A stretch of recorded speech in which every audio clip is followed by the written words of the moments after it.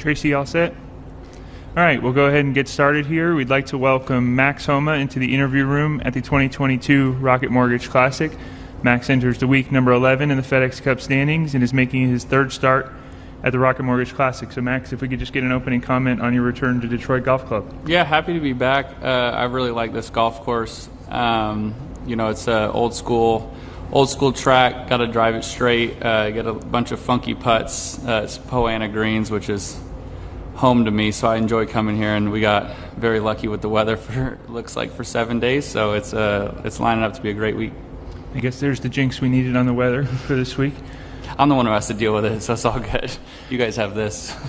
So, like I said, you're number 11 in the FedEx Cup standings. Only 2 weeks remaining in the regular season here. How important is it to you to make one final push into that Comcast Business Tour top 10 and position yourself for a run to the Tour Championship? Yeah, I actually hadn't planned on playing these last 3 events after the Open, and then seeing where I was standing on the list, decided to add it to make a little push to hopefully sneak inside that top 10 for the Comcast to get a bit of a boost going into the playoffs to kind of chase down Scotty and Cam. So felt like a really good fit to come back to a course I know and like, to maybe grab a little momentum before a week off before Memphis. It felt like 3 weeks off at home. It's a billion degrees in Arizona. It would be better to practice on a great golf course and get ready to try to peak at the right time at the end of the season. All right, we'll take some questions out here. If you have a question, we'll get a microphone to you. We'll start with Cameron Morfitt on the left, on the aisle. Hey, Max. Just was wondering what your experience was like at the Ballgame last night. And as you've won more and been on TV more, you must get recognized more. And do you like that, being out on the town and having people know who you are? Yeah, the game was cool. We went last year. It's an awesome ballpark. It has really good food.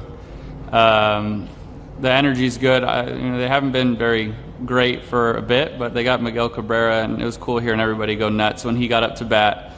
So it was fun, and I got to go to root against the Padres, so that's always a joy to have a dog in the fight.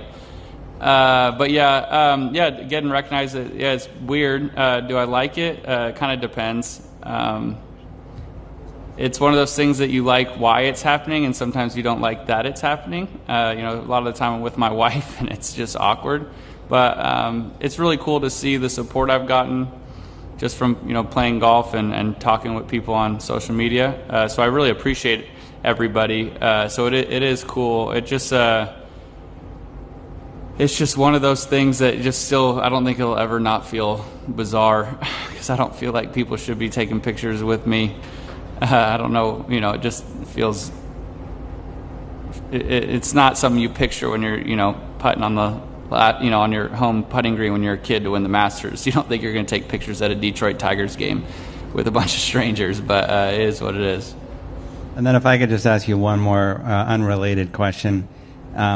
Closing out a tournament is very difficult, and Whoop collects all that data and what it does to your heart rate and whatnot, and Bobby Jones said he actually lost weight during the course of a week of competition. What does it do to you to try and deal with that as you're trying to actually close out a tournament? It's very interesting. I feel like when I'm on the golf course, I feel the most calm in relation to the entirety of the day. The morning is the toughest. I feel like that's when you can, maybe it's just that you're more aware of your heart rate or your nerves. When I start playing, you can tend to kind of slow it down a bit, whereas in the morning you kind of want to speed things up so time goes a bit faster. When I'm playing, I guess it's corny and like old school, but breathing is important. I feel like I walk very fast as it is, and I try to slow down on Thursday to Saturday, but especially on Sunday, I have to tell myself to slow down. And I think that goes to just self-awareness, knowing yourself and knowing your tics and knowing what's going to maybe speed up that heart rate and try to avoid those things. It's impossible to say it's just like Thursday. I mean, I guess you could tell yourself that, but you know that it's more important. But doing your best to, when you get to each shot, kind of feel like you're going through that process. Pre-shot routine is the same. It feels like you're talking to yourself a lot more on Sundays, reminding yourself of all the basics. But I think that's the most fun part about golf is that fight and that kind of internal battle with your brain, and trying to like slow down your heart rate and trying to make sure that you feel as calm as possible. But you can't replicate that feeling, so you just kind of get as much experience as you can and almost like mentally note them down and to remember for the next time. We'll go to Larry right here on the aisle. You spoke to adding this to your list. Other players have too, apparently. Can you speak to the strong field here, particularly top 20? Yeah, it was exciting to see the field list whenever it came out last week. I was adding it for myself. It's not, I think these last three events are in a weird spot, and I feel bad because I love the 3M. I've played there a couple times, and I love that city, and I love that course, and they do an amazing job with the tournament. I love this course. I love this tournament. I feel like they do a really good job. I haven't played Wyndham in a bit, but that's a pristine golf course, but it's just in a funky spot for the top players because you're trying to figure out if you want to, get your kind of last rest for a while because you finish the Tour Championship and you go straight into the next season, and then President's Cup or Ryder Cup. So it's like a very odd spot. So I was just playing this because I thought it'd be best for my schedule. I thought it'd be best to prepare for the FedEx Cup and then hopefully the President's Cup and next season and kind of stay as sharp as possible. So when I saw the field list, it was exciting to see Will and Cameron and Tony and all those guys playing. Just because, I think they'll bring a bunch of juice to the event, and I think that, an event like this deserves some juice from those guys. So it'll be a really good test with the field and a good test with the golf course. One in front right here on the left. Yeah, Max. 2 wins this season and 8 other top 20 finishes put you nicely, as you said, 11th on the FedEx point list currently. Looking back, how big was your win at Fulton, the season opening event, in terms of mindset and scheduling and so forth? Yeah, it was great. I've never played well in the fall, and if you look at the statistics for an entire season and making the FedEx Cup, the fall seems to be a barometer for things to come. So it was really nice to kind of get off to that, I guess like a perfect start winning the first event. It didn't change much to my schedule, but it definitely eased my mind as to not feeling like I was chasing top 30 all season. I haven't made the Tour Championship yet. It's obviously been a very big goal of mine, and to feel like I was kind of in this spot where, I felt like I had a leg up. That was a big deal because then I felt like it's made the rest of the season seem, well, it's been my best season obviously, but it's made it seem a lot easier because I don't feel like I'm pressing. I don't feel like I need to do X, Y, and Z. I feel like I've felt that comfort all year, and that's kind of shown me for coming seasons that like that's just how I have to play, because I feel like when I'm calm and comfortable and confident in where I'm standing, I just can go play some golf and play some good golf. Go to Adam on the right. Max, have you had some time? Has it sunk in yet? Getting to play with Tiger at the Open. What is the big highlight? What's the high? I mean, 18 was like the ultimate highlight, but for me, as like a dorky golf kid, getting to chat with him that first day, he got off to a poor start and wasn't sure if he was going to want to chat, and he came up to me on 3 and started talking, and that was cool. We had about a 6.5 hour round, so we had a lot of time to talk, and it was just cool, talking about stuff in the 9th fairway, and just like, I don't know. That was like the highlight. The thing I'll remember the most probably was, the 18th walk, just because it was a historic moment. One of those things I feel like people say like, I'll never forget where I was when, and like, I was there. So I thought that was neat. And it was cool to see the fans just show him the utmost respect that he, has earned. So that was cool. But I think the stuff that like I'll take away was just getting to chat with him and feel like it was just another round of golf with a dude that most of us have looked up to, and try to shape our games around and try to be like the way he talking about closing out rounds, the way he closed out rounds, the way he prepared, all that stuff. So I thought that was just neat. That's why I've always wanted to play with him, just to see what it was like, and then hopefully make it feel normal. Because if I feel like if you could do that, you can kind of do whatever. But yeah, he was really, really cool to us. I think what I took away from it is I think he realizes now how much respect we all have for him, and how much he's like meant to us in the game of golf. So I feel like he was just like, couldn't have been like a better playing partner. Like, I'm not going to go bother him while we're playing. I'm not going to ask him a million questions, but it would have still been cool to talk to him, and him making that effort, I felt like it was really, really nice of him. From Tiger to your buddy Joel, it's pretty much the same thing, right? Yeah, it's like so the opposite. Yeah, it's what a contrast. They say you have to be humbled in this game, so I've been humbled. Went from Tiger to Joel. What a world this golf is. We will talk a lot more. I know that. I can ask one more. What was going off of Cam's question, what's the strangest place someone's asked you to take a photo or sign an autograph so far? I was at my friend Steven's wedding, Steven and Sarah, my two of my closest friends' wedding, and I went to the restroom they had set up. It was outside, like one of those nice outdoor restrooms, so it's very small.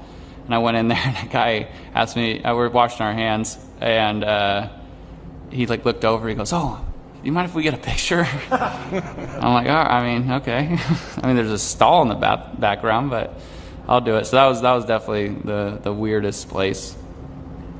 We'll go to Tony. Hey, Max. Tony Paul, Detroit News. Welcome back to Detroit. A couple questions. One, how would you rate the swings of your amateurs this morning? They were great. I had a really good group. They were awesome guys, really good players. So it was a joy to be with them. It was very early, so I needed that spark, and there were four great players and great guys. All right. And I'm just curious, obviously, crazy times in golf right now. I was just wondering, what's the camaraderie like among the players right now on the PGA Tour, given everything that's going on, and you guys are the ones who've decided to stay? I don't think it's too different. We always have something to talk about, so it's not awkward anymore, trying to say, normally the first question you ask somebody is, how you been, how's your family, how's your kids, and now it's, can you believe so-and-so is, not on tour anymore. But yeah, I mean, I think it's the same. I've been pleasantly surprised, how friendly and cool so many people are with each other out here. It is competitive, obviously, but it is nice. Like, I've made a lot of good friends on this tour, and I don't have any bad anything with anybody. I feel like everyone's been cordial. Some things get, through the media and through actions you see on a golf course, some people can say, oh, so and so might not be the best guy or whatever, but I haven't seen much of anything bad, at least personally within the players' relationships, which is cool. I mean, it's like a comforting feeling knowing that you're gonna come out here and have a walk with two guys, and even if you don't know them too well, it's going to be usually a joy to be around. So I don't think it's changed any because of the current state of the game of golf. Got time for one more? Anyone? Max, you mentioned obviously going to the Tigers game, but what other things do you enjoy doing in Detroit just around the time of coming here? Yeah, I mean, like I said, I went to a baseball game last year and again this year, so I really enjoy doing that. I'm not, unless my wife is here, I don't really do a whole lot during the week. I kind of sit and do normal, boring stuff. So, yeah, I know I had a sushi place up in Birmingham, so I'm going to try to go there. Probably tomorrow night. I can't remember what it's called, but I like seeing a bit. I usually stay downtown. This year I'm down by the course, but downtown we'll walk around, go to all the cool food spots, I